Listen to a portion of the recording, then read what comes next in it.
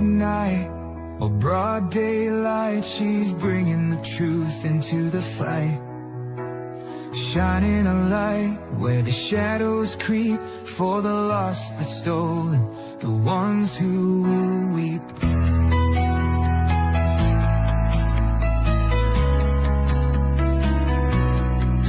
She won't turn away, she won't back down, even when the loony clowns come round. Threats don't shake her, lies don't win.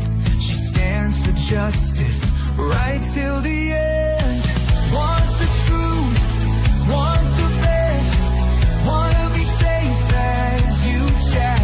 Find kids true crime, it's worth your time. She's got your back, she's on the line. YouTube, Twitter, TikTok too, Facebook stream, she'll fight for you.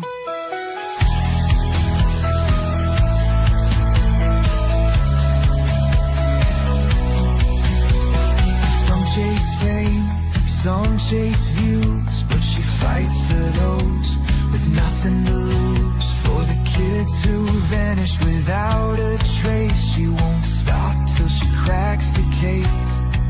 They try to silence, they try to scare, but truth don't break and she's still there, calling out monsters, showing their game. Justice comes when you speak their name. Want the truth, want the best, wanna be safe as you chat. Find kid true crime, it's worth your time. She's got your back, she's on the line. YouTube, Twitter, TikTok too, Facebook stream, she'll fight for you.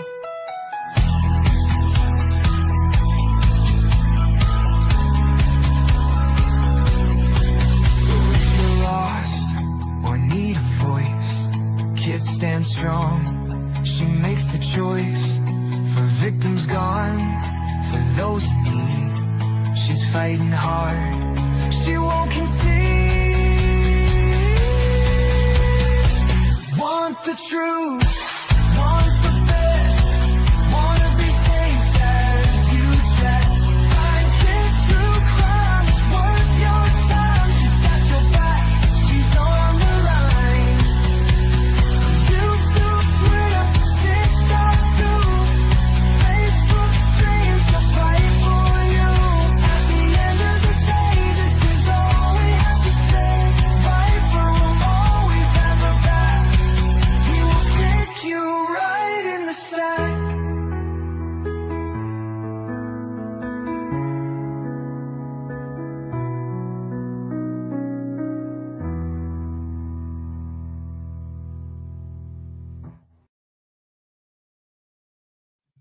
Testing, testing, testing. Can you hear me? Here, you know what? I'm gonna go like this. Can you hear me? Oh my God, I sound good. I'm gonna go like this. I sound good, people. I sound good. Hey, good morning, Misty. I've been up early because I couldn't sleep. Okay. Now let me tell you something. Let me tell you something. I've been doing really good mentally, believe it or not. I've had a good week or whatever. You know, sadness, of course, up and down. Okay, I'm going to tell you a couple of things. First off, quite the morning. I dumped my whole cup of coffee on my floor, got my curtains and everything. I'm so mad. Don't ask me how it happened. It got on my computer. It got on this microphone. So I don't know if we're going to short out here or not. Okay. Okay. Also, I'm going to be, I'm going to try to figure, I have an appointment. Sorry. I know I'm my mind's going 100 miles an hour. I have an appointment at 8:45 with my psychiatrist. I'm going to talk to him first before I do anything because my mouth gets me in trouble. Only because I speak facts and the truth. My son made a video. My son that wants to do physical harm on me. Yeah. He made a video saying that his mama ain't nothing and she's never going to be nothing, but his daddy is. Well, of course his daddy is. You want to know why? Because he's taking after his daddy. And his it's amazing when your kids aren't with you. Okay? Now listen. Um for me and their dad, right? No matter what, their DNA's there. And it's amazing to me that you cannot change it. And it's amazing to me how you're not with him, but you're following in your dad's footsteps and your grandpa's. Not my dad, on his dad's side. As in, I'm saying criminal crimes. Criminal crimes. I'm so sick of this shit, you guys. I really am. I'm going through enough. And why? Why even start? Because I'm going to finish it. I can tell you that much. I'm going to finish this nonsense. I'm going to finish this nonsense. Well, everybody hides, don't say this, don't say that. Oh my God, he'll get mad. I don't really care. I don't care. You do not, even if you like me or not, you do not treat your, number one, your family, okay? Especially your mama. He's, things that have happened in his life, I am being blamed for everything. Well, you know what? You are 30 some years old. You can grow the fuck up. Okay? Go get therapy because there's not much more anybody can do for you. Get help. Get help. My God. He's been in the legal system since he was 17 for his behavior. And he's done some really bad crimes. And I'll leave it at that. So I'm going to carry on with my happy self. Leave me alone, man. Leave me alone. You got to do that kind of nonsense. Here we go. We are on Duty Ron's channel. He did an interview with, here's his channel link. Go give him a like and a sub. An interview with Lauren. We've been talking about Lauren here. And I stand with Lauren because I feel that she is being bullied. I could say being stalked too, but when it comes to, like I said, to her, it's a threat. It's criminal. It's criminal. I don't care. And they're going to be made an example of. Every one of them. Every one of them. I told you the universe is going to take care of this. All right. So we're going to listen to this interview. I only watched like the first, oh God, how long is this interview? Oh my God, it's a long interview. I may not be able to finish it because of my doctor's appointment. Oh my God, that's a long interview. Okay, maybe there's going to be 2 parts. All right. But here we go. I'm shocked she did an interview. Yeah. Here we go. Aaron, thank you for taking the time out of your family life to come and talk to us about this. Absolutely. Well, I first off just want to thank both of you for having me. Honestly, it was clearly very overwhelming to do. I'd never wanted to do it. I was clearly very emotional. I felt like my hand had been forced, and I didn't really know how to then appear back on YouTube, which is my work and what I do. And so I just want to first off thank the Duty Ron channel for being just a safe space for me to like come back on and break the silence after that marathon. So thank you to my friends, Ed and Ron. So I'm doing okay. I'm back home with my husband, John. We're okay. We feel good. I still feel very scared.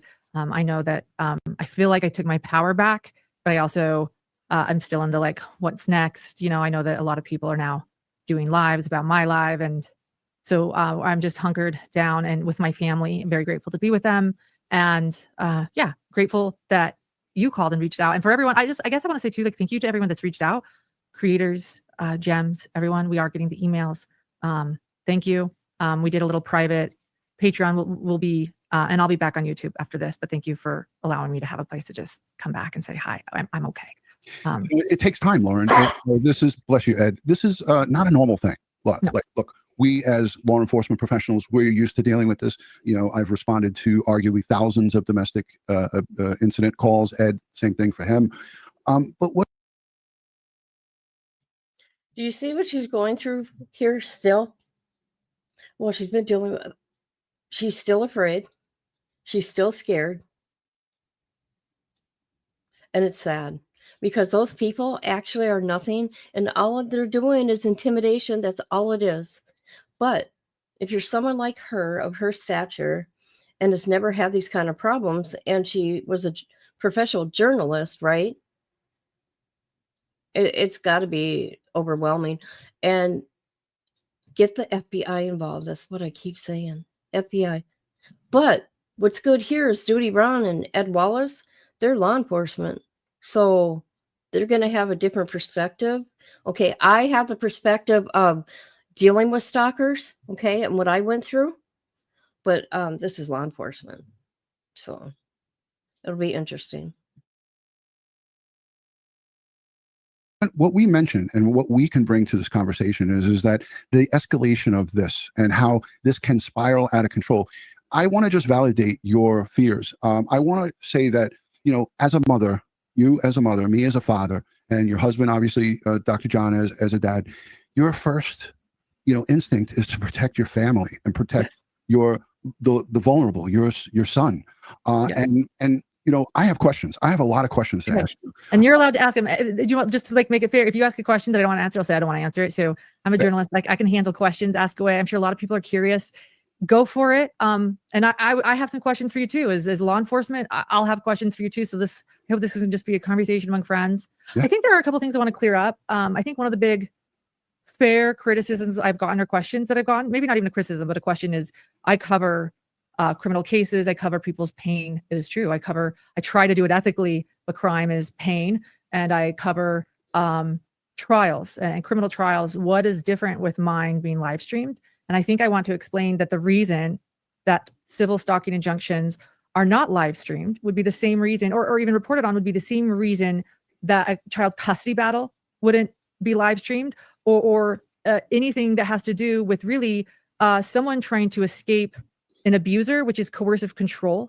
Right. You know, you've got intimidation, coercive control, things that you can speak to, fears of escalation, fears of people that don't like me finding out, and, you know, it escalating, getting bigger and bigger to where it potentially becomes a more concerning, frightening situation. So the actual idea of a civil stalking injunction being reported on, in my opinion, is just so unethical. I want to point out too, as a journalist, someone with a background, I would never cover such a thing. And on our channel, we would never cover such a thing, just like we wouldn't cover, you know, a child custody battle. So I do want to explain that difference. And yes, though, I also want to humbly say, has it made me rethink even bigger how I'm going to cover crime in the future? Yes, we do try to be victim-centered. We do try to be aware. We do try to be careful. And I will continue to do that, hidden to crime, and maybe even become better at it and more empathic. But I did want to explain that difference a little bit, because that was a big question out there. What's the difference between a criminal trial and what this was? And I, to this day, I'll never understand why they put in a media request and why they never reach out to me to understand more, but whatever. Yeah. And one of my questions was going to be, and you beat me to the punch. It's one of on my list, and I have a whole list here. I have a whole notepad. Do you know why law and crime trials got wind, or how they got wind of this civil case? Because like you said, you know, there are high profile civil cases that we heard of them covering. Johnny Depp, you know, some of these other ones, you listed it, you mentioned it in your video that you did, the 9-hour video. You know, other creators that have a lot of drama surrounding. Okay, the difference is this.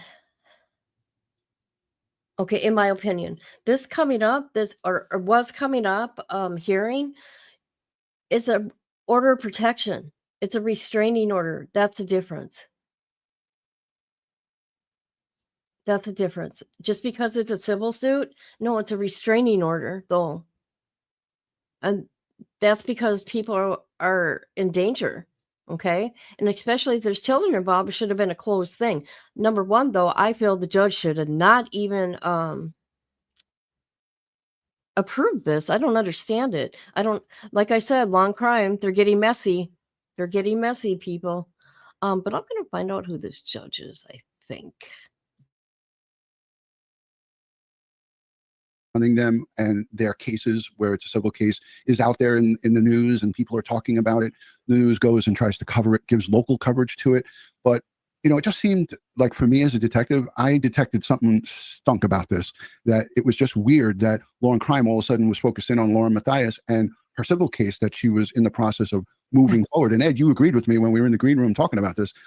It just didn't seem right. Can you speak on to that, or would you rather not? No, I'll be willing.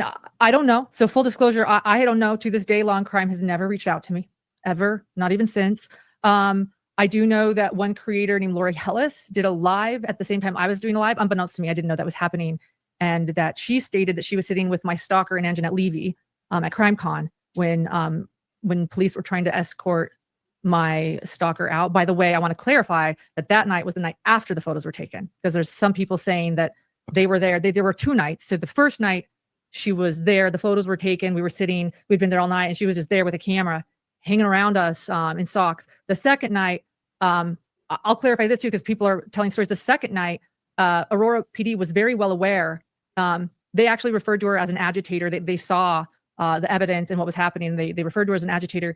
They saw that she was in the bar the second night. And, you know, I hadn't been there. I'd been at the Clue Awards celebrating the Delphi victims. I'm sorry, you guys know I gotta do fair use here. I'm gonna say it. I'm gonna say it again. She keeps on. She's got to stop looking at comments, right? Because she's trying to. We already see what's going on. Okay, there's way more people that stand with Lauren than these 5 individuals. Okay. There's like 5 of them. Maybe there's more, but I can tell you these comments are getting, either they're people jealous of her and her success, right? And I bet you those girls that are doing this stuff, because I'm looking at their social media, they probably got 25 accounts each. They're the ones probably putting those comments, but I just had to say that. Receiving an award. Right. So she, you know, could technically be allowed in the bar as long as she was 500 feet from me. So the Aurora PD actually escorted us and said to me and my producer, go around the bar, go look and see if you can see her before you enter so that we can then ask her to leave. So we were requested by police to do that because there are rumors about how, you know, we were told to do that. So we looked, we saw she was there. And so we told the police officer on duty, and they asked her to leave. And I do know, according to Lori Hellis, she's with I can't think of her channel name, but she stated while I was going live that she was with Anjanette Levy and my stalker when approached. So whether that's true or not, I don't know. I'm just relaying what one creator stated. But I don't know. I don't want to put any blame on anyone because, like I said, I don't know. I was just absolutely shocked. And I'll tell you this too, as someone that covers trials, this was very interesting. But we had heard, my team of attorneys, and I had heard like 3-4 days earlier that there had been a media request. And when there is a media request, you know this, you find out who's requesting to be pool or what they're requesting. You're like, oh, Court TV is asking to be pool. We'll see, you know, if it gets approved or not. It's in there. It's on the docket. You can see it. And we could see there was a media request, which was shocking. We couldn't see who. So I thought, oh, maybe it's a small YouTuber, like trying to get in, you know, their hearing. And so our attorneys called the court and said, hey, can you tell us who the media request is for? And they said, we can't actually, because it went from somebody straight to the judge's desk. And so we can't see who it's for. And we're like, huh. And so we wrote, which I read on my 9-hour live, a very lengthy reason as to why there should never be media in a civil stalking injunction, and my specific civil stalking injunction. Okay, she's never dealt with anything like this, but I'm going to tell you, unless, you know, children are there. It's a closed hearing. Anybody could come in there and watch it.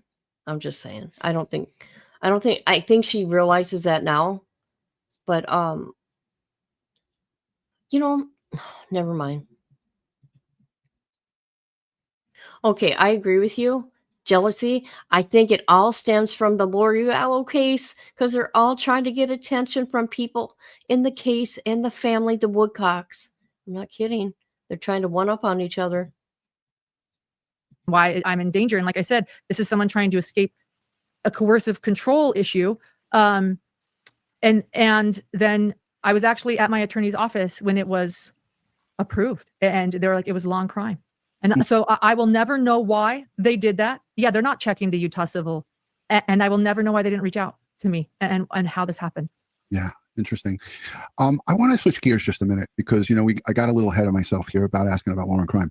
But another question that I had for you, and I think a lot of people want to know, and I do believe that you gave quite a detailed explanation of this, is, do you know, Lauren, why this is happening to you? Why and how this started? Can you give a overview to folks who might not be clear on this, is exactly how and why when these wheels started turning and the turn of events that led to where we are today?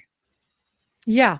And then if you want to jump in and tell me why you really think it's happening, let me know. I'm getting true crime. We're proud to say that we have the hidden motives, but at this point, you being law enforcement, maybe you can help me understand. But I can say in general, the TLDR, for those that can't handle watching a 9-hour live stream, is I have a business that was growing, and I had contract workers, and one of them quit unhappy. And then I had another contract worker who I then terminated. And then I had them, then I had the friends, and then there were friends. Two contract workers. Like I should say, the stalker was also a contract worker. Although oddly, she says on her TikTok accounts targeting me that she was just an ex-friend and never a TikTok worker, but I have plenty of invoices. So, and she was. And so you've got two ex-contract workers contacting another ex-contract worker. And then you've got the stalker that's actually reaching out to every person I confided might have a beef with me from my past. And they're getting a larger and larger group together. I think their ultimate thing of power is that in private conversations, I said mean things about people, and that they have the receipts and that they know. And then what this group did is then start reaching out to other people to join the fold. I call it a whisper campaign, where it's all behind the scenes. And I can tell you, like, this is actually, I get a lot of texts all the time. My phone was silent. Like, I don't know how far this went, and then we're getting whispers and threats, and a few things are coming out, and someone's finally calling me saying, hey, I got a call from this person. And I'm like, that person? And they're telling me, people I've interviewed, people I love, to never trust you again, that you're evil, like that you are really bad. And, things like that. It just continues just like, but it all leads back to what I just told you, ex-contract workers. That all roads lead back to the ex-contract workers and their friends. And then, it just goes bigger and bigger. No one reaching out to me, by the way, not even law and crime. And, getting bigger and bigger to the point where there's this giant snowball. I don't know right from left. And then it gets to the point where I'm trying to reach out to people to understand, a Proton email goes out. And this is where it gets strange too, because I'm thinking, oh no, some of my private texts have gotten out. I'm ashamed. I'm not perfect. It's embarrassing. But then there's a Proton email that goes out, meaning Proton is a protected thing where it's anonymous, and it goes out while I'm covering the Brandon Boudreaux trial, Lori Vallow representing herself. And it says that I've talked shit about all these people that actually aren't people I've talked shit about. So now I'm like, okay, now it's a smear campaign. This isn't actually even what I've actually said. Okay, I haven't talked shit about these people. One of them's like my best friend. So I'm like, what's going on? So that's happening. I'm trying to reach out to people right and left to figure out what's going on. And then no one will pick up my phone calls or talk to me. So my producer reaches out to a creator who says they want my head on a platter and that I better brace myself because it's going to go viral and it's bad. And she continued to say, brace ourselves over and over again. It was so scary. Again, with my phone being silent, no one talking to me, the threats that I've spoken about people I haven't, that I called the police because they're like, they want my head on a platter, and people turning on me that I thought were my friends too. Like, so, and now they're saying that I'm abusing the police. Like, there's nothing I can do that's right. I'm like spinning my wheels, right? Like, I call the police, now I'm abusing the police. I take it lying down, they just keep punching. I gray rocket, meaning you stay silent, you don't respond, it doesn't stop. And then after that, brace yourself. Multiple accounts happen. I actually only saw on my live that there was a TikTok and Instagram. I had no idea she had a YouTube too. But so multiple accounts, a Twitter, whatever it's called, X recently started, and just every other day, threatening, cyberbullying on all of these accounts, saying they have something on me. And then it also makes me wonder, what did I do? What did I do? Maybe I am bad. I have things I'm ashamed of that I said behind the scenes I do. So then you start questioning yourself, and I'm like, I am. Oh boy. She don't need to sit there and explain. But I suppose she just wants to get this out. She's on Duty Round's channel, but she has nothing to prove at all. Nothing.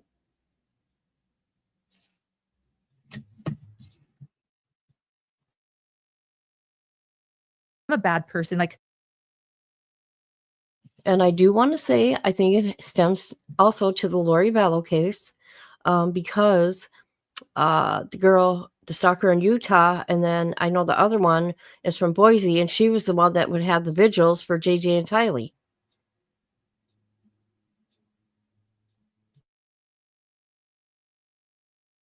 what did I do? What do they have? And that's kind of, my husband's taught me, like, coercive control and intimidation. Like, we have the receipts. A lot of people have been saying for about 5 months they've got the receipts. But just repeat it, and it's been going on for months. And I actually ignored it for months and months and months. It got bigger and bigger. Like I said, I have been canceled on news organizations. So not knowing how or why, and then I'm finding out, I think the scariest part for me was also finding out that this, the person on all the accounts saying bad things about me, cyberbullying me, is then calling people that she knows that I have beefs with and riling them up, like from years ago. And she's reaching out to people where I'm realizing that just that alone is a violent act. Like, when you have a problem with somebody from the past, and it maybe didn't end well, and they're calling them and they're instigating their anger and their, then it got very scary. And so I was very fearful to go anywhere. And I was going to go actually to the Adelson trial. And because of this, that's why I didn't go. I reported from home. And then it kept getting, so then I learned, like, there's more people coming from my past. And I'm like, what are they doing? And then the TikToks are saying, we're trying to find her LinkedIn. Isn't it strange? She doesn't have a LinkedIn. I can't figure out who's linked with her. In other words, I can't call them. And then they're saying, okay, I've called UNLV now. That's where my husband is an adjunct professor. And they're saying that they're exposing my husband, who has nothing to do with this. And people have been wondering why he hasn't been on YouTube. And we've only been doing Patreon episodes, angry that, we're putting my co-host behind a paywall. Well, yeah, because we feel safer behind a paywall. That's, he had a board complaint recently he had to defend, which he defended, and it was ridiculous. Like, it's just like, I didn't mention that on my live either. Right. There are more Patreon emails. There's more stuff going on. I mean, I know that I covered it for 9 hours, but I didn't cover everything going on. And then you can't explain it. You're like, I'm not this person. So I don't know. I don't see. It's so hard to explain, which is why I did a 9-hour live. I'm like, no one can believe this. And my fear, unless if I was going to say it, I had to say it, So I spent Can I jump in here and say something? hours saying it. Yeah. Okay. For people saying that, oh, this isn't restraining order stuff, that this is just mean girl behavior. Well, I'm sorry. This is beyond mean girl behavior. They have crossed the line into the criminality. Okay. Constant threats, emails, text, videos, and so forth.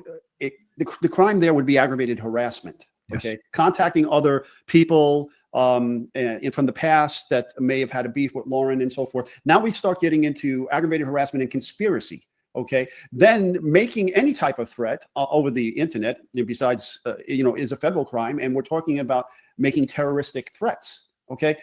I mean, if this was a beef between an employer and a contractor, well, we have legal ways to deal with this in civil court, okay, or criminal court, depending on if there are being or crimes are being alleged about an employer contract with a contractor. Okay, now if this was some other kind of beef, okay, well, you've taken that beef to an unreasonable level, okay, and you have to step back and take a look at what's going on here, okay. This is not normal, folks. This is not normal. And it's unreasonable. And a judge already issued a restraining order. Okay. Evidence was presented and the judge saw it. Now, let me step back even further. Having seen the video of the Aurora Police Department encounter at the crime con, okay, she's lucky she walked away. Okay, didn't I say that on my live? Oh, Misty, you were there, weren't you? That she should have been arrested. Why did they not arrest her?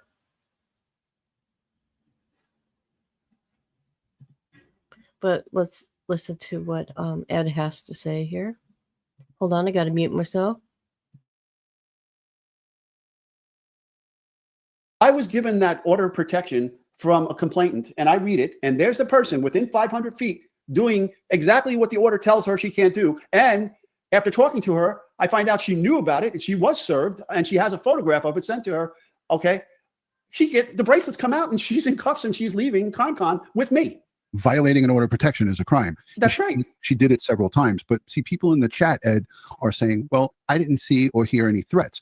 Threats don't have to be direct. And when you tell somebody, which they told Lauren, that creators, I think they said plural, many people or many creators want your head on a platter, that's a threat. It's an idle threat. And, people don't understand that you can't just go around saying, we're going to ruin you, we're going to do this.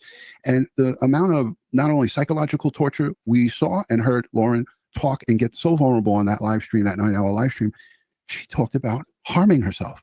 I mean, this is not something that she had to share with everybody, but she wanted to share it to show you with full transparency the enormity of what these events are doing to not only her, but her entire family. Her husband's blood pressure raising up, her son asking questions.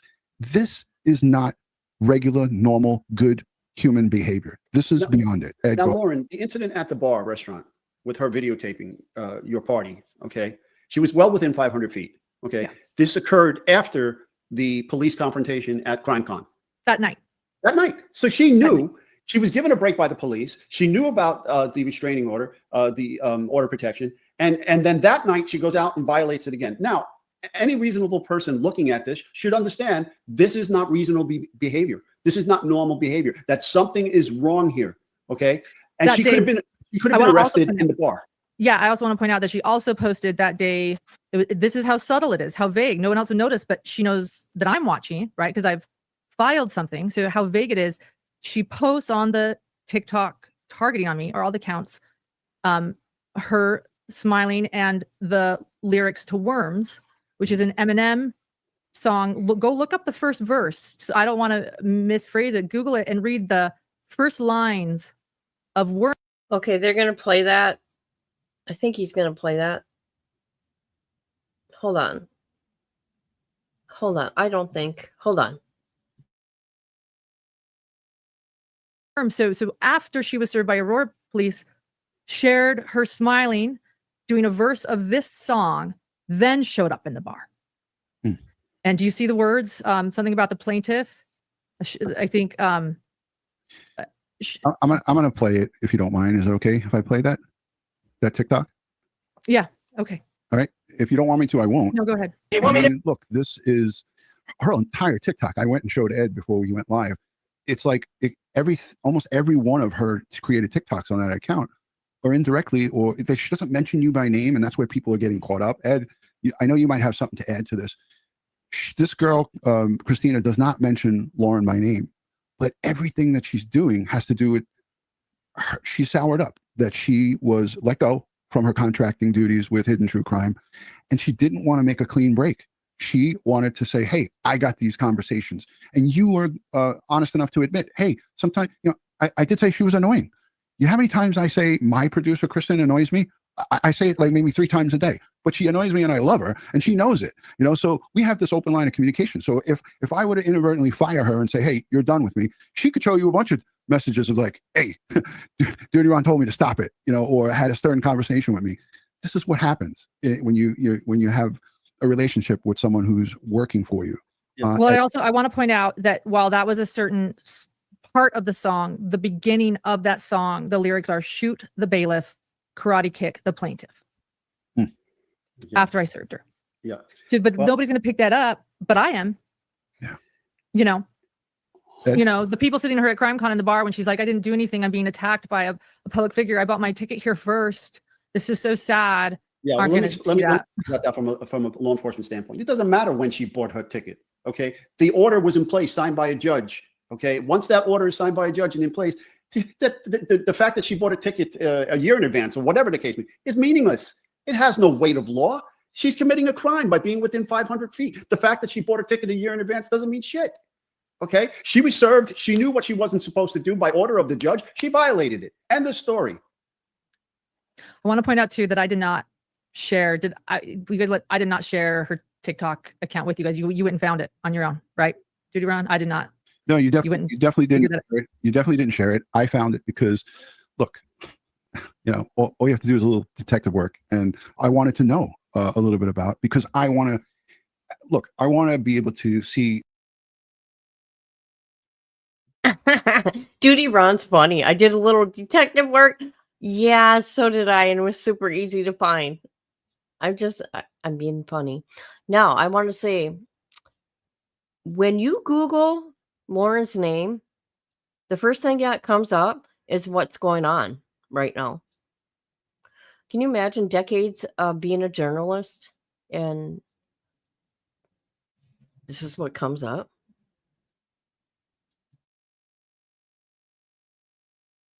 A little bit of the other side of it, and I wanted to actually see what you were talking about. So I did go on my own and look, and I would never leave a nasty comment for somebody. I don't do that, and I love that you encouraged during that 9-hour live stream, Lauren, because not many creators would do that. You encourage people not to cancel people, not to go over and leave comments on your behalf. You can't stop people from doing it, but you made the statement, which was very, very unique. Not many people would do that. So it's one of the many reasons why I'm friends with you, is because I love that you put the victims and their families first. We do that here. And everybody who knows us, I've been doing this since 2019. And I started out just, in my car and, walking around with a phone, and developed into a studio setting. But Ed and I are about educating, keeping people safe, giving the forensic side to these cases, and also helping people understand what's right and what's wrong. And in this instance here, what you've laid out, it shows everybody what's wrong with society, where people feel that it's okay to become a band of gang type mentality, where you take your beef that's one-on-one, or maybe with you and another person, or whatever the case may be, it's a small grouping, and now make it into a whole big bunch of people who are now slandering and trying to, get your husband in trouble with his employment or what he does. And, none of it has worked, but it just goes to show you that, the steps that people will take is just so ridiculous. This is childish high school stuff, Can I ask, as law enforcement, like knowing that you went and you looked and you found it on your own, I guess I could use a little bit of validation. What did you guys think when you saw her accounts? Ed, I'll let you go first. It's not normal behavior. Okay, there's something wrong. Okay, and I believe your name is hashtag attached to these. Yeah, okay. That's true. It's true. Anyone can find it. All they have to do is type in Lauren Mathias on TikTok, and I actually think her videos are the first ones that pop up because she does hashtag my name. So why is it linked if it's not associated to you? That's exactly what I did to find it, Lauren. Because I didn't know her name. You didn't share her name. You actually blurred her face out. You went extra steps to not dox her fully. Correct. Maybe in a couple of the papers there was little slips, and you were like, "Oh, oops!" Yeah. But you took that extra step to protect her identity, which most people wouldn't. They would be like, "F you! I'm just gonna. Here it is. Everybody can go see it."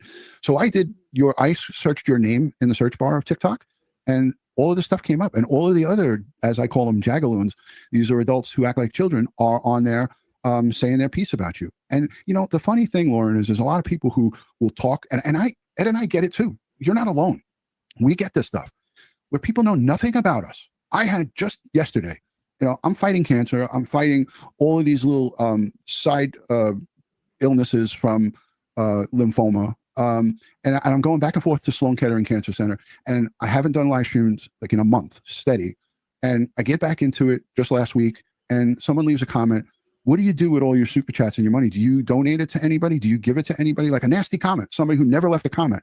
And I just simply responded as like, you obviously don't know me, because I donate so much of the money that I make here to people who need it and to good causes like EquiSearch Midwest, who search for the missing. I donate. Okay. It was sad that nowadays you have a grown-ass woman. See, and that's what I think is scary about this, is a woman doing the stalking. Okay? Like we went through the other night, the impact of stalking. Because people just think it's, if it's like domestic, like your spouse or whatever. No, there's all different kinds, man. And I'm glad they realize it. I read his mind, where it's cold here this morning. I know it's like 40 some here. I don't know if me and Al are going to be able to go for our walk. It is very scary. Very scary. And I understand that part of it. I sure do. I'm sure almost, what do they say? Every 1 in 4 women experience it.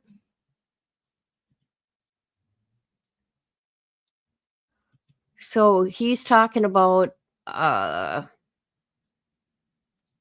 what he's donated to. I don't know what that has to do with it, but maybe I missed something. Hold on. Over $20,000 to them. So, like, not to get off of this topic of you, is just that I'm trying to make a point that people come and attack us and they don't know anything about us. So a lot of these girls who are saying shit about you and talking crap about you have no idea. They don't know me. They don't know me. Spend any time getting to know you. They're just like mob mentality. Oh, Christina, or this one said this and that one said this. Oh, she's bad. Let's just jump in. Ed. Yeah, this is very toxic, and it breaks my heart. I hate to see it. Again, I can't stand bullying. I can't stand stalking. I can't stand any of this. There's no place in a civil society for any of this. Okay. And I mean, I don't understand how it got to this level and how it continued. After she caught a break with the first, interaction with law enforcement, and she, the stuff at the restaurant, and then there's people I see in the chat too. I mean, the chat is getting toxic as well. There's people saying, well, who was in the restaurant first? It doesn't matter. Do you understand? It doesn't matter. Then there's other people, well, she made a false report. If Lauren made a false report, that's easily verified and would be a crime, and she would be arrested. Is she? No, I don't think so. The judge found what she presented as credible. Yeah. I called the police after learning that people wanted my head on a platter and to brace myself. And then I called the police for an escort in Boise to my car, which then the police officer suggested he write up an incident report for history purposes. So it was his idea. And yeah. Documenting these instances where things happen. And that was a big restaurant. It didn't look like a small little place. She could have been anywhere in that spot so far away from you, or she could have maybe stumbled across you and said, oh shit, I better go the other way. But that's not what she did. And unbeknownst to her, you had a male friend who was there, who was taking those photos of her and provided them to you. In Aurora, Colorado. Yeah. Mm-hmm. Yeah. So thankfully you had people, the good people on your side, because good people don't do this. I don't care. Look, and here's something that I'll put out there in the chat. And Ed and I say this all the time. If you support this type of behavior, I'm not for you and you're not for me. The internet is a big place. There's millions of creators that you can go and engage in their toxic communities. Have at it. Go there. I know this. I can speak for you as well, Lauren. If you want toxic behavior and you want this negative stuff, you're not going to find it at HTC. You're not going to find it here on Crime Time with Duty Ron and Ed Wallace. And at the end of the day, the people who you thought were your friends, Lauren, like a lot of these news outlets, why aren't they knocking on your door and giving you their platform to talk about this? Why? Because you find out through trial and error when times get tough, who really are your friends and who is really going to stick by your side. But again, I wanted to circle back because we're at the 45-minute mark. I didn't want to make this more than an hour. There was a case that Ed and I covered in 2022. It was a podcaster and his wife who had a similar situation where they got orders of protection. They were being stalked. Now, I don't want to cause more, trauma to you, but Okay. we covered this, Lauren, and I think it's important. I'm only going to play just a little bit of it. It's a different set of circumstances because it's a female with a male stalker, but she went through the steps of making reports, but they didn't make the step. The fatal error was not shoring up their security. They didn't have cameras at their home. They didn't take the steps that you need to take when you get in positions like this. So I want to play this for our listening audience. This is the extreme. This is a real, this is a really bad result. But I think it's important that people hear this because this is what can unfortunately happen when people engage in this behavior, because actions have, your actions have consequences, and that things bad can happen. This can go bad. So here's a quick example of what can happen and what could go bad as it pertains to stalking. So take a listen, folks. More light on the slaying of a 33-year-old podcast host and her husband, murdered in their Seattle area home, police say, by her alleged stalker. Redmond police say Zora Sadeghi and her husband, Mohammed Milad Nasseri, were shot and killed. There was one recently too, a girl. It happens all the time. We just don't hear about it. Hold on. There we go. Okay, I got to pause it. What's going on, Misty? Where are you at?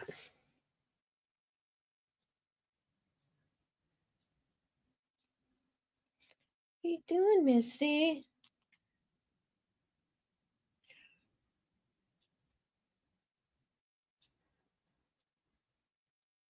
How is everybody?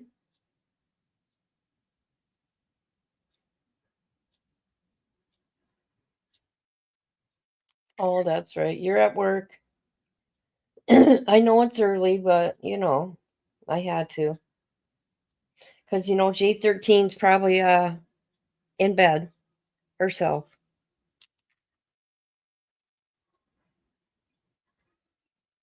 Oh. Hey, the cops are coming. But you know what? Remember?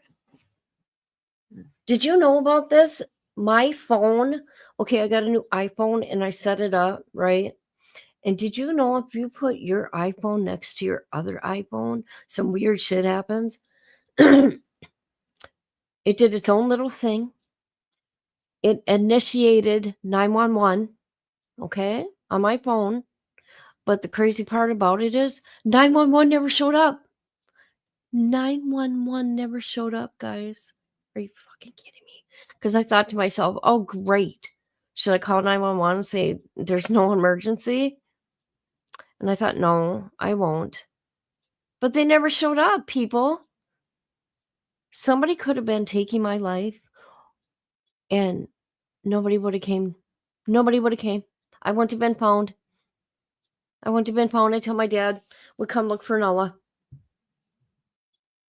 Yeah, it's very early. God, why am I yawning now? Give me something to watch. All right, let's see. How much longer? So he's got another half hour. Let's see. Okay, 48. Another half hour. Okay, it's 7. All right.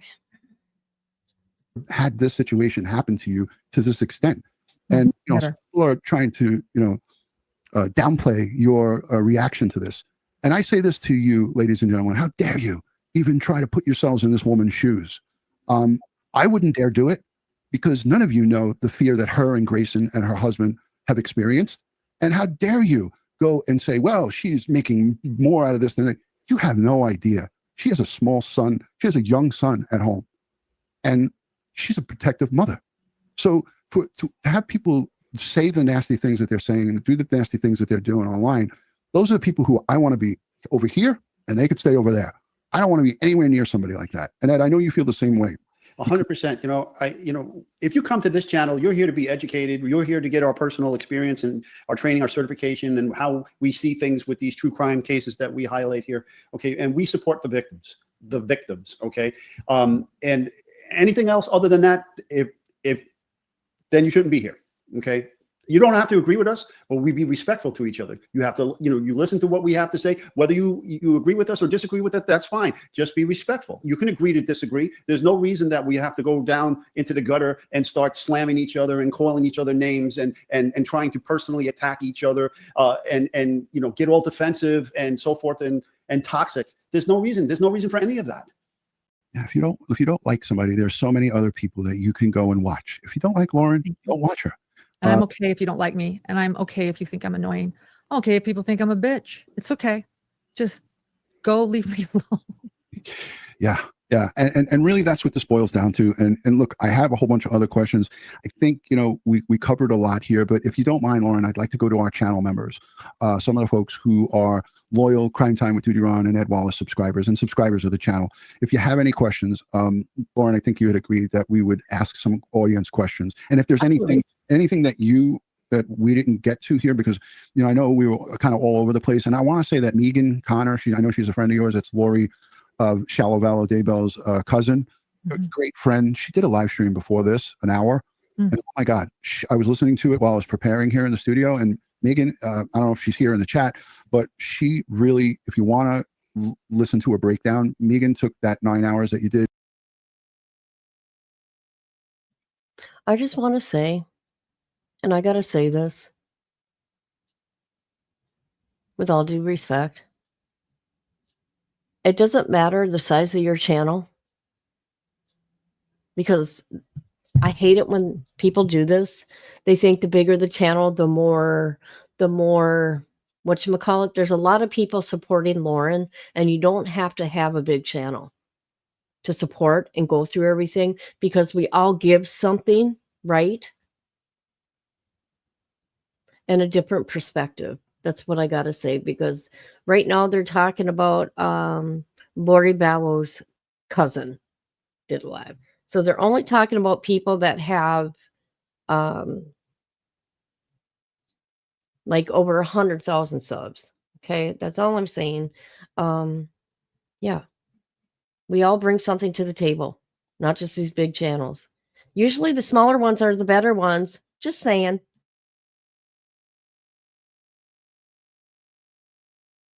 And broke it down into an hour-long session. She did a fantastic job. And I didn't know she did that. I didn't know she did that. Wow. Yeah. I'm going to link it in the description. I'm also a channel member of hers and yours, Lauren. So let's go hashtag Lauren, or just let's make it easy. Yeah. Hashtag HTC with your question. Let's keep it on topic. Let's be respectful, and I'll ask the questions. Great. And I have a question for you again too. Well, you'll ask me, and I have questions again. Also, like I said, I really do want to ask you questions. You said you saw, you said you saw her on my channel previously. She was at another trial where I was sort of getting to know her, and you pointed some things out, Ron. And I was wondering if you'd be willing to just, like, from your assessment in law enforcement, or what, I don't know, or what you saw more on the accounts, or what your thoughts are. I don't know though what you're allowed to say or not. Yeah, no, I can say whatever. I can say anything. So I because I listened to your 9 hours in 5 different sessions, I picked up that you shared some important dates. And I think one of those dates was like July 10th or something like that. And it was where you were at the Alec Baldwin trial. And and Christina came up to you, I believe, while you were there, and she put her arm around you. And she said, like, I'm here for you. I went to CrimeCon because you couldn't go, to represent you. And then you stopped her and you were like, yeah, I had a free ticket and I gave it to you. Just everything about that initial, for me, engagement, when I looked at her, I knew nothing about this whole history, because at that point it was, I think it's 2 or 3 hour mark of your video. Yeah. It was between that first setting that I was listening to, the piece that I was listening to. And when I watched her, just something about her was just like very, I, as a law enforcement. She is very creepy. I agree. There's something off with that girl. For sure.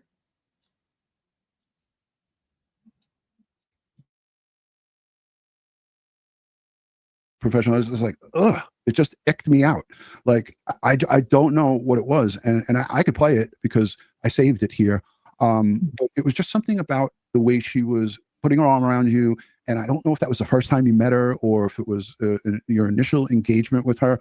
It just kind of was creepy, you know, like it just didn't seem natural. It just seemed really like weird. So fake. And one of them is, why do you think they were doing this? This is interesting. This is from a police officer in Aurora. So the second night when the Aurora police said to us, go look in the bar to make sure she's not there. Tell us if she is. We were again given that order by police after the Clue Awards. And then we saw her, and so we said, yeah, she's there. And they said, okay, well, we're going to go ask her to leave so you can go in. And we ended up actually having to wait for 45 minutes before we could go into the bar. I'd be really interested what that body cam footage looks like. I don't know. But when the police officer came back out and said, okay, it's safe, you guys can go in, because it had taken so long, I did say to the police officer, I said, just from your standpoint, like I don't know what happened down there, but like, what's their argument? Like, can you tell me why they're doing this, or why they're saying they're doing this? Like, because and his response was, it sounds like they were riding your coattails and you cut the coattails. That was his response to me after spending 45 minutes downstairs. So I just thought that was interesting. I haven't seen that body cam footage. I don't know what it is, but it's something I'll share. I didn't share that on my 9-hour live. Yeah, no, I mean, obviously, I don't think I saw that what you described there, but you know, the body cam footage, she tried to control the police officers. There was 2 of them there, and she kept cutting them off and was trying to tell them like what, you know, like they were trying to give her instructions, and she just kept cutting them off. Yes, I know. Yes, I have a picture of it on my phone. Like admitting that she knew, like Ed said, he pointed it out. She knew that this order was in place, but yet still took it upon herself to go there. If you're a law-abiding citizen, you're like, oh, hell no, I'm not going to, oh, there's a puppy. Giving me some therapy right now. So yeah, she's been here the whole time, but she just didn't appear. Good. But yeah, so she basically was saying to those officers, it's like, I know that I'm not supposed to be here, but I'm here. And I bought my ticket in June or whenever, she said, like way in the past. And my friend's here, and she was like fake crying, like trying to give that fake that she was upset. She was upset that she was busted. She was upset that they were telling her, you can't come in. You got to go back to the hotel. And that really got her. What's with the no shoes? Yeah. I don't know. Who goes and walks around a convention hall for a conference with no shoes? I don't know. And honestly, I was actually very scared to, you can see in the photo, like I was sitting at a table, a high top table. I've been there for a while, and I knew that she was there. People were telling me she's there. And I looked and I saw, I was like, oh my gosh, she's there. I actually wasn't about to get up because I was just like, why is she here? So I just sat there and I didn't really look, but other people were telling me she doesn't have any shoes on. She doesn't have any shoes on. And then she had a camera. I mean, it was just so, I don't know. I don't know. Let's listen questions to we want to have answers to. So sorry. Yeah. People can ask me questions. I want to listen to this. I want to show everybody this interaction that I was talking about that kind of icked me out. This is at the Alec Baldwin trial. I want to play it. This is one of the many reasons people are coming. Christina, do you want to do an interview? Do you want to do an interview? What? I'm just here for you. I'm just here for you. Just here for you. This is also Christina. Christina and I were at the Daybell trial together, and so you were here. I'm here for her. Just moral support. Moral support. Just kidding. Here, No, I'll also see it too. You And want to moral see? support. Yeah, and you're Let's interested. see. Yeah, let's see. I mean, So, I feel like you should show our conversation last night about how I feel. I did. Yeah. So, well, that's a great example. I will share a little bit, but I won't share. Okay. So, well, do you want to share how you feel? I was like, why don't you? Here's the Share? deal. Why do I? If you're here, I went to CrimeCon, basically for you because you couldn't go. Just kidding. that is true. Actually, my ticket that actually someone gifted me went to Christina. gifted to me. Because I couldn't end up going to CrimeCon because I wanted to stay for the full Chad Daybell trial and the sentencing, which happened during CrimeCon. So Christina, who I met at a hidden gem, who I met at the Chad Daybell trial, went in my place. All right. Okay. I'm on live right now explaining why you need to come because you're my. She's trying to explain about the gun. I don't even want to hear about that. She was doing the whole no. Yeah. Very awkward, people saying in the chat. Hashtag HTC with your questions, and we'll try to wrap it up. Lauren, I know, you know this, and again, I want to thank you for coming on here with us. And I know you said in the beginning up front that, you know, you're trying to figure out a way to get back. When you feel right, you'll know it, and you'll come back, and you'll go full force. And, you know, everybody will be there who loves and supports you. You know, the negatives and these people who are, you know, going to come on, and like we have some.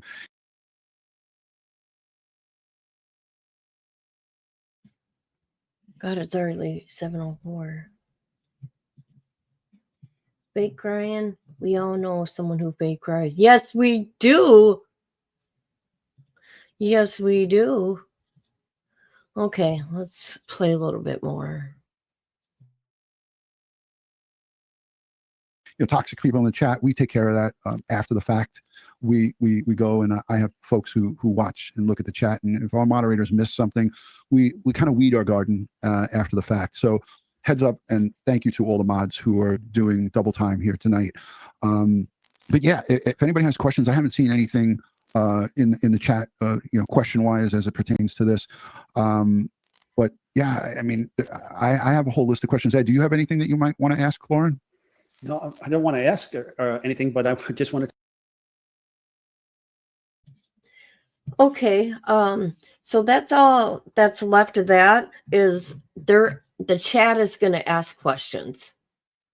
So we don't need to listen to that. But if you do want to listen to that, here you go. I just wanted to hear what law enforcement opinion was, and it's, you know what? It's pretty much the same as us. Yep. And she should have been arrested. I can't believe why they didn't arrest her. Well, you know what? It's Colorado. It's Colorado. There's that. I want to show you guys something because you know what? I'm done with people. Misty, are you here? Misty, testing.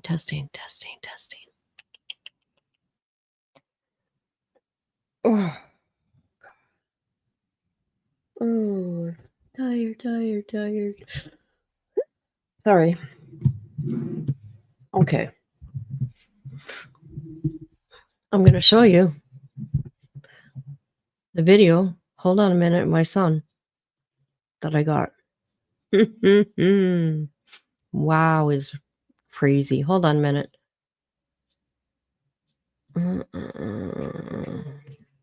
Only thing you got is your word. Put that shit on.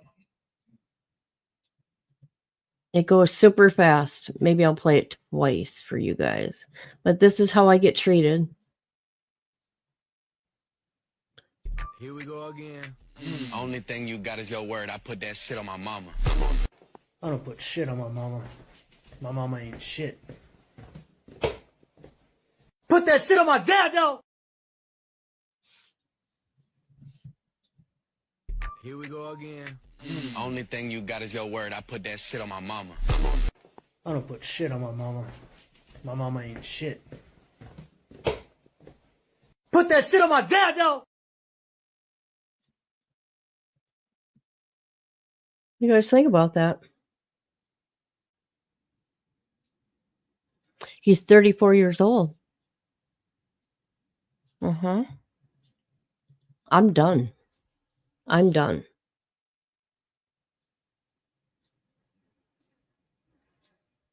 Blame me for everything in his lifetime when it's a whole, because you people know, and I've talked about it, that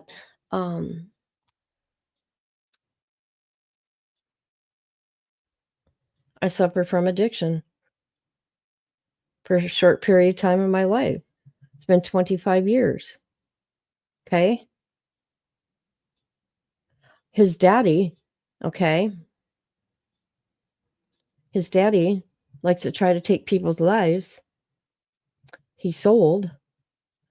He robbed people, beat people. But that's okay. That's okay. Mind you, when his dad came to my home, when I didn't live with him, I had order protection. Did I have an order protection at that time? I think I did. Let me think. Or was it after? I don't know. When he brought that bat in my house, okay, and tried to hit people in the head with it, did hit somebody in my house in the head, right? He tried to take my life twice, his daddy. And so he almost killed a dude in my apartment. I'm not gonna, oh God.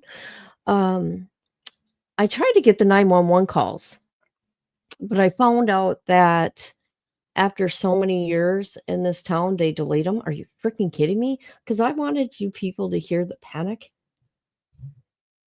and what he did. Now, the crazy shit about it is I'm running out for help, right? Pounding on all the doors for help, because there's blood everywhere. I thought the dude was gonna die, and, he comes out behind me, and I just felt him. I'm like, "Oh my god, I'm next. I'm next." He goes, "I will love you forever." I'll never forget it, and the crazy thing about it is he took off in his car sideways in front of my apartment.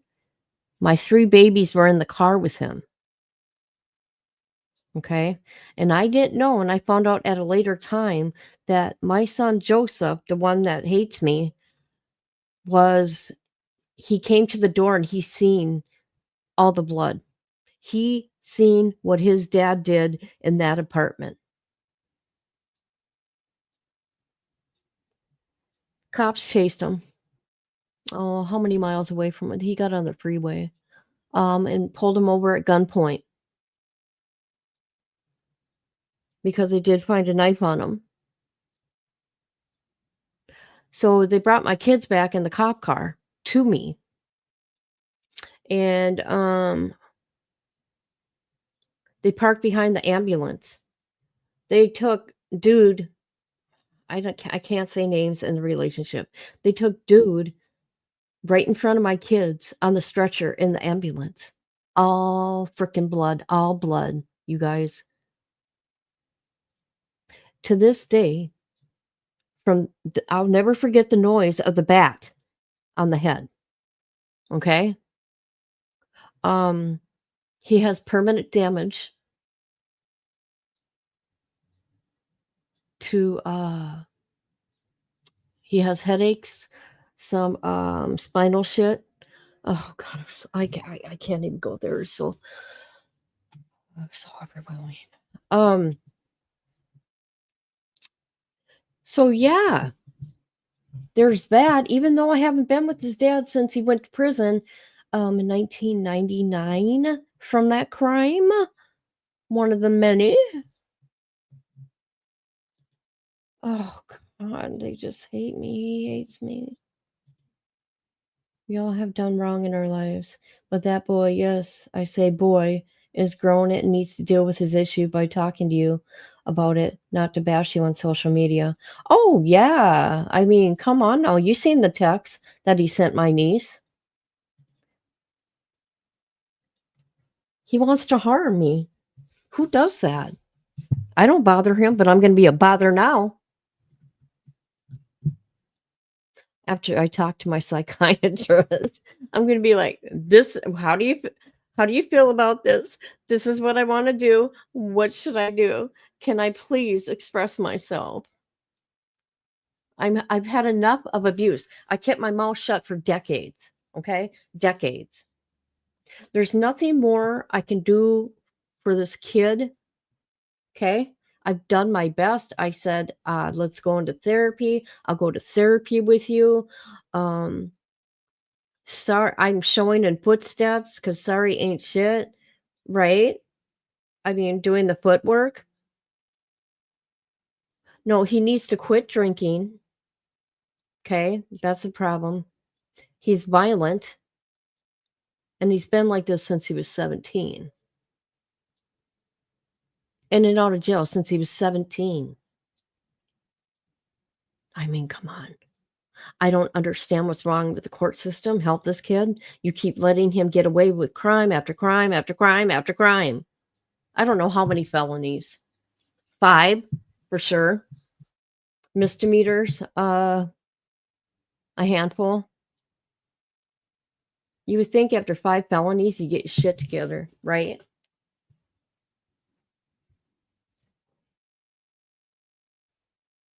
You know what, Missy? It ain't the first time, but I have left it all alone ever since Tabitha died and how ugly it got because I talked about their dad on the internet, which I really don't care, because the truth hurts, and I felt like it. No, 5 felonies. There could be more. I know it's 5 for sure. That's what I mean. He's taking after his daddy. Mhm.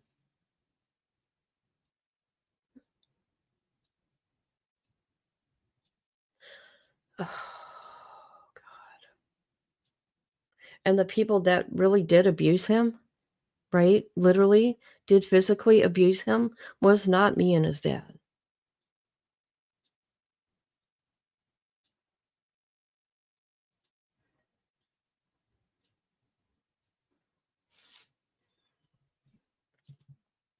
The problem is with the system, they throw the kids into jail and don't try to get them some help. Well, you know what?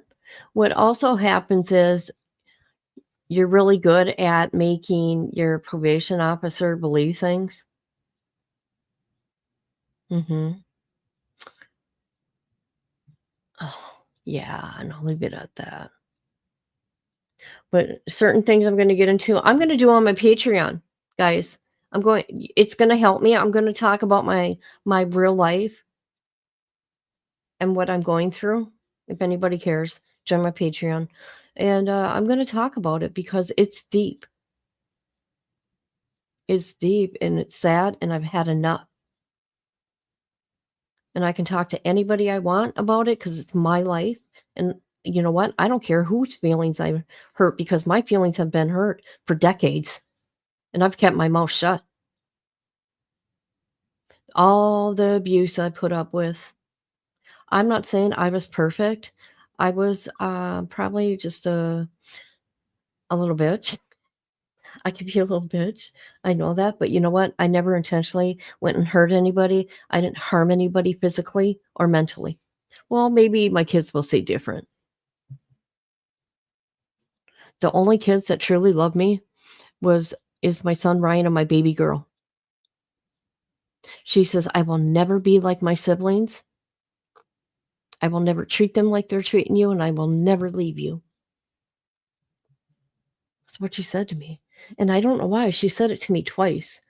The week and a half before she died, she said that to me. I'm like, I know, baby girl.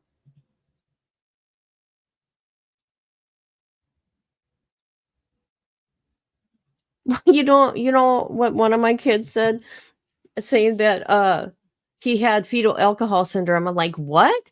Where did that come from? I said to her, I'm like, no. I go, what the fuck are you talking about? But she thinks she's the mama to them. So there's that.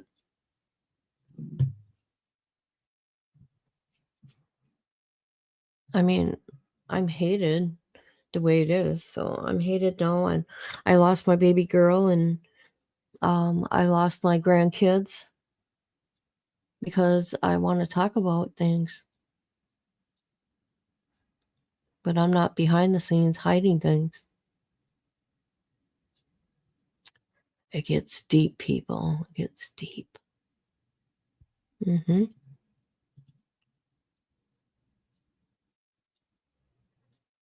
Yeah. I think that's why I've been feeling really good lately, is because of that. But boy, getting that video last night, I'm like, what? That was intentional for me to see. I'm going to show you something intentional. I've had enough. And people, believe me, I'm not mean. You can only take so much, and I'm going to stick up for myself. I mean, 34 years old, get your shit together. I mean, your mental health, because that's the problem. And I've been saying it for years.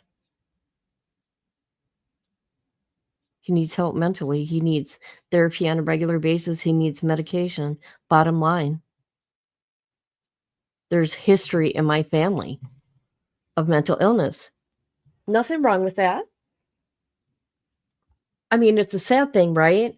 But there's nothing wrong with it, as in the sense of don't be so hard on yourself. Just take care of yourself, right?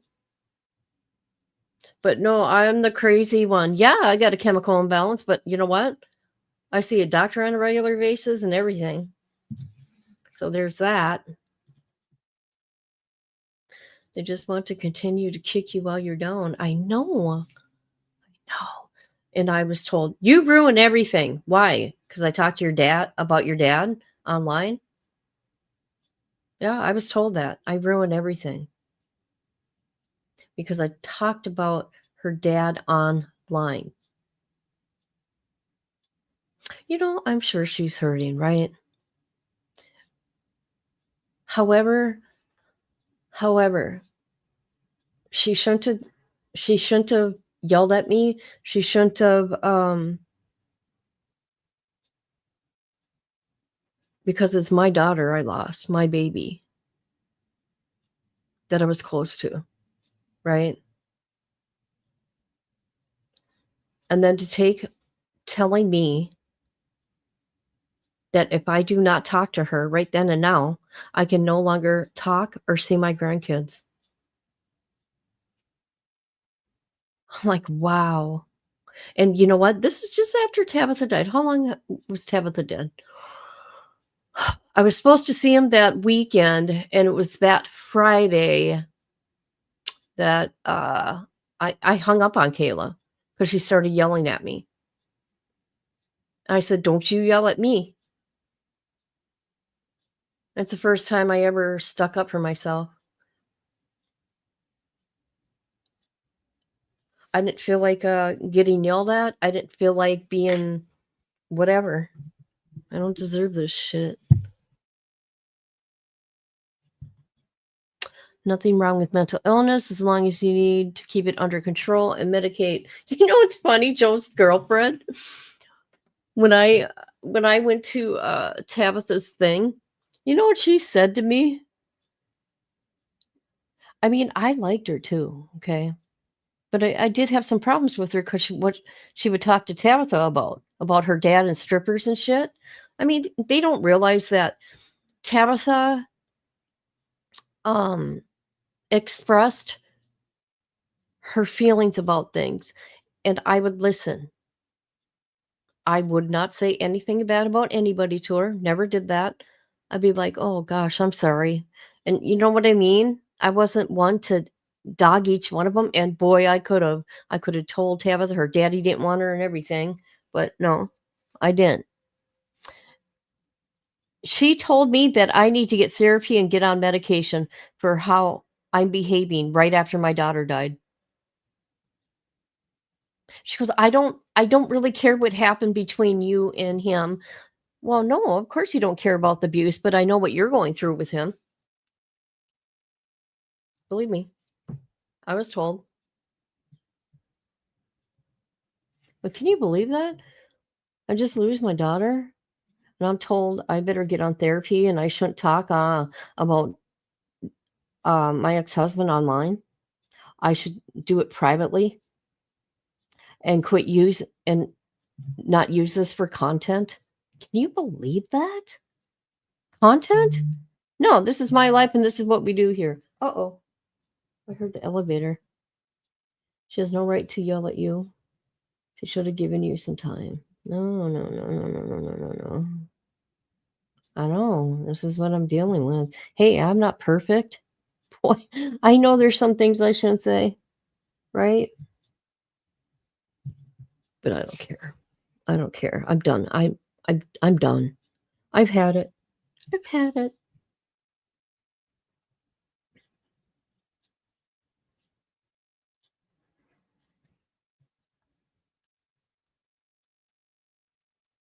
So yeah, that's the video. That's a video of him. I'm going to show it one more time. This is how I get treated. Actually, you don't even talk to me. Everything's through a freaking video or through somebody else in a text. Here we go again. Only thing you got is your word. I put that shit on my mama. I don't put shit on my mama. My mama ain't shit. Put that shit on my dad, though! Yeah, your loser daddy.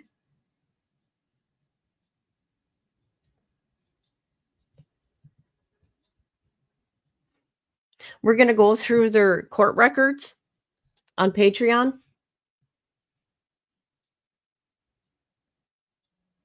I'm going to start out with my ex-husband.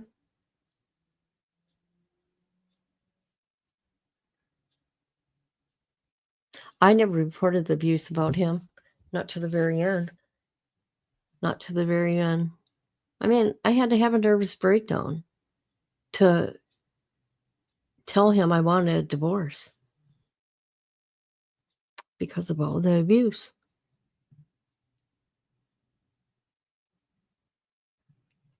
All right. That's that. And Duty Round, thank you for interviewing Lauren. If you guys want to watch the, let me put the link in. If you want to watch the question and answers within his chat, here's the link. But you know what? Her stalkers are not going to win. They're in for a big surprise. The universe is going to take care of them, and Lauren will be fine. But this will change her life forever, and that's just facts. That's just facts. And hopefully, she's getting the therapy that she needs, because she's going to need it. Something to work through. She would know her husband's a psychiatrist or psychotherapist, one of the two. I can't remember. Dr. John. All right, you guys. Thank you for listening. I needed to, but I'll be back sometime later. Join my Patreon. We're going to talk my family drama over there. Boot up the stream, grab your snack and noodle. Here comes the queen, kid and caboodle. Wi-Fi blazing, wig on tilt. More drama than a soap opera quilt.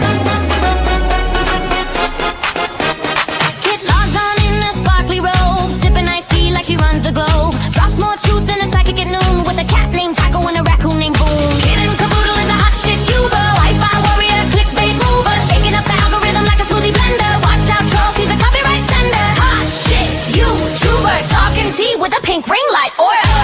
Yeah. She reviews shampoo and ghost hunts too. Caught Bigfoot slipping in a Gucci shoe. Unboxes snacks, talks haunted dolls, and drops a diss track on bathroom stalls. Kid and caboodle is a hot shit YouTuber. Hashtag queen, thumbnail smoother, dancing in a studio with a llama on her head. Uploading content even while in bed. Hot shit YouTuber. Even aliens subscribe, that's no rumor. Yeah. She vlogs in Walmart, midnight mission. Caught in aisle 9 with divine precision. Mic in hand, she interviews cheese. Sir, you aware you're lactose free? Goes live while baking glitter pies. Starts a feud with ducks, no lies. Reacts to Karen's, paints her Jeep, and once went viral yelling sheep don't sleep. Kid and caboodle is a hot shit Uber. Ring light blazing, sassy maneuver. Bans a troll while dancing to chair. Then sells merch made from her own hair. Hot shit YouTuber. Even her outro has a blooper. To play Fortnite, hosted a seance on Tuesday night. Got possessed midstream, ate a burrito. Still hit upload, respect amigo. Now Netflix calls and brands want to collab, but Kit just vlogged from her glittery cab. She's not here for clout or fame, she's here to win the YouTube Hunger Games.